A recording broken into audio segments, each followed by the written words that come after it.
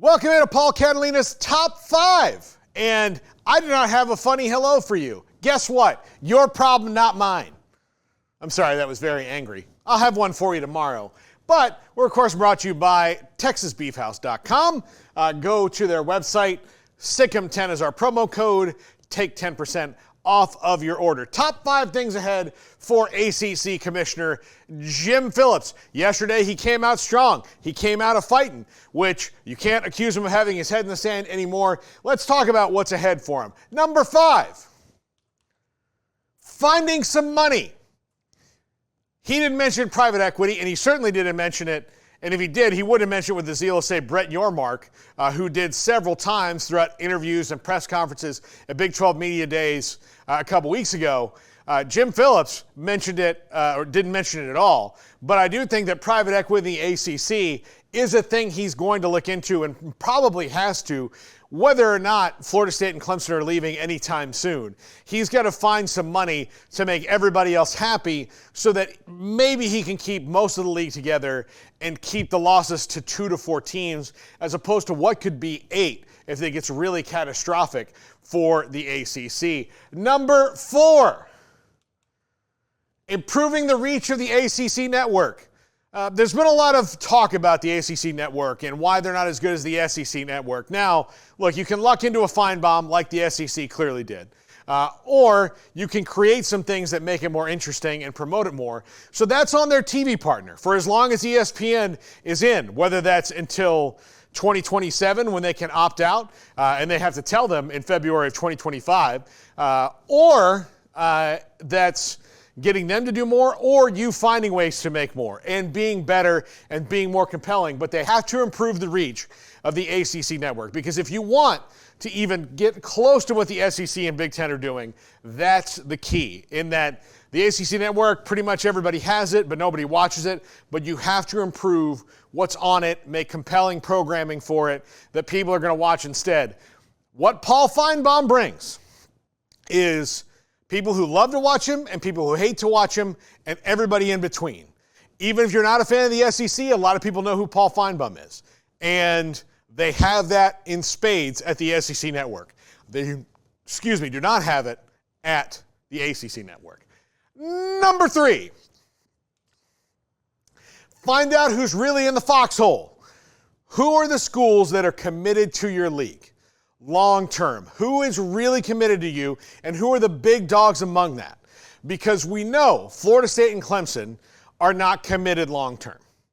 UNC is probably not committed long term if they have other options. Who outside of that? Is it NC State, Virginia? Who else is looking? Who else wants to be out, and who is better served being in? That will determine how you can move forward if you have a path forward once FSU and Clemson get out. Bottom line, that's what you have to do, is find out who's really with you. And that might be actually the hardest thing he has to do, because nobody's really going to tell you, because you're only as loyal as your options.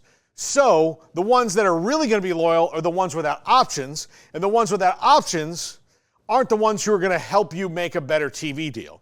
So it might be a little bit of a catch-22, but this is where he really has to find out where they are and who's really in the foxhole with him.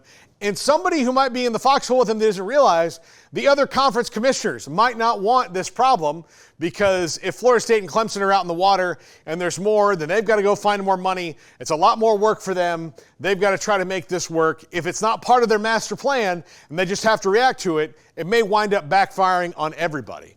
Florida State and Clemson, you should listen to that especially Florida State. Number 2, find out who else is out there. Send out the bat signal. Find out who really helps you. Is it Memphis? Is it Boise State? Is it the Pac-2? Is it USF? Those kind of schools. Who can help you? I would say Memphis would help out the ACC tremendously, so much so as to say that I think Memphis, had their FedEx thing and the Liberty Bowl and all that been remodeled and ready to go, Memphis helps them out more right now than Stanford and Cal do. I mean, that's right now. Don't get in, all 12 Stanford and Cal fans who watch this show or who exist. Don't get your panties in a wad. I'm not disrespecting you. But right now, Memphis is doubling down as where your schools are not necessarily doing that, which is why you find yourself living on the Pacific Coast and playing all your games on the Atlantic Coast. That's why. USF, ready to go. Need to, build an on-campus stadium, which they will do, but they also play in the Ray J there in Tampa, so they're fine. Boise State, ready to go. Pac-2, ready to go to be partners with West Coast. You have options. Now, does that help you, or does that help you just stay alive if ESPN opts into the deal to keep the ACC TV network going until 2036? Number 1.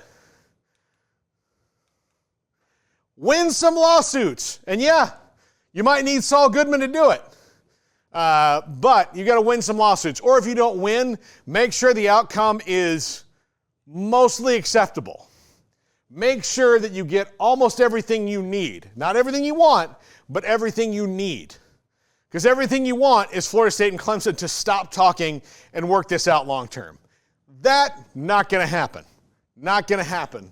Or if it does, we'll all be shocked. But you've got to win some lawsuits, get some of the things you need, and then move on with your life. So that's what's ahead for Jim Phillips. I do actually wish him the best of luck. As much crap as I talked about him in the wake of Florida State getting snubbed, I wish him the best of luck. The ACC deserves to stay together. All those schools deserve it. They deserve more money. The Big 12 deserves more money. All the conferences that are not the Power 2 deserve more money and deserve more than they've gotten in all this. And they've gotten a really short end of the stick. And I'm happy that Jim Phillips got up to the microphone and said, I'm going to fight, and did not do the George Kliavkoff thing. It's like, we'll figure it out. It'll be fine. Don't worry about it. Everybody chill. We're in Vegas. Have a good time. That's not what he did. He did not do that. So good on Jim Phillips for fighting for his conference, and I hope that he has the best fight ahead of him, even though it might not benefit Florida State as much as I'd like. I am all for the ACC staying together and figuring it out. That's going to do it for the top 5. We're wrapping it up right now.